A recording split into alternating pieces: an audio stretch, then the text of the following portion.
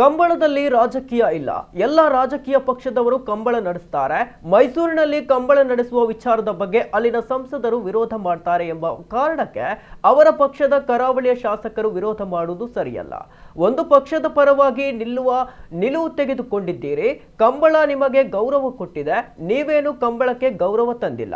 ಮೈಸೂರಿನಲ್ಲಿ ಯಾಕೆ ಕಂಬಳ ಆಗಬಾರದು ಎಂದು ರಾಜ್ಯ ಕಂಬಳ ಅಸೋಸಿಯೇಷನ್ ಅಧ್ಯಕ್ಷ ದೇವಿಪ್ರಸಾದ್ ಶೆಟ್ಟಿ ಬೆಳಪು ಪ್ರಶ್ನಿಸಿದ್ದಾರೆ.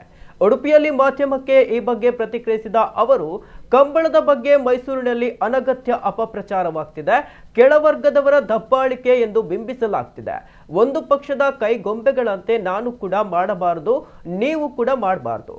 ನಮ್ಮ ಕಂಬಳವನ್ನ ವೈಭವೀಕರಿಸುವ ಕೆಲಸವನ್ನ ಕರಾವಳಿಯ ಜನಪ್ರತಿನಿಧಿಗಳು ಧೈರ್ಯದಿಂದ ಮಾಡಿ ಕಂಬಳದ ಗೌರವವನ್ನ ರಾಜ್ಯದಾದ್ಯಂತ ಎತ್ತಿ ಹಿಡಿಯಿರಿ ಎಂದು ಒತ್ತಾಯಿಸಿದ್ದಾರೆ. ನೋಡಿ, ಈ ರಾಜಕೀಯ ಕಂಬಳದಲ್ಲಿ ರಾಜಕೀಯ ಇಲ್ಲ. ಕಂಬಳದಲ್ಲಿ ಇದು ರಾಜಕೀಯವನ್ನು ಮತ್ತು ಎಲ್ಲ ಧರ್ಮಗಳನ್ನು ಮೀರಿ ನಡೆಯುವಂಥ ಕ್ರೀಡೆ ಕಂಬಳ. ಇದರಲ್ಲಿ ಎಲ್ಲ ಜಾತಿ, ಮತ, ಧರ್ಮ, ರಾಜಕೀಯ ಪಕ್ಷದವರು ಕಂಬಳ ನಡೆಸ್ತಾರೆ. ಎಲ್ಲೋ ಮೈಸೂರಲ್ಲಿ ನಡೆಯುವಂಥ ಕಂಬಳಕ್ಕೆ ಅಲ್ಲಿಯ ಸಂಸದರು ವಿರೋಧ ಮಾಡ್ತಾ ಇದ್ದಾರೆ ಅಂತ ನಮ್ಮ ಇಲ್ಲಿಯ ಭಾಗದ ಜನಪ್ರತಿನಿಧಿಗಳು ಒಂದು ಪಕ್ಷದ ಪರವಾಗಿ ಮಾತಾಡೋದು ಅದು ಸೂಕ್ತವಲ್ಲ. ಈ ಕಂಬಳ ನಿಮಗೆ ಗೌರವ ಕೊಟ್ಟಿದೆ, ನಿಮ್ಮಿಂದಾಗಿ ಕಂಬಳಕ್ಕೆ ಗೌರವ ಎಲ್ಲೂ ಬಂದಿಲ್ಲ. ನಿಮಗೆ ಕಂಬಳ ಗೌರವ ಕೊಟ್ಟಿದೆ.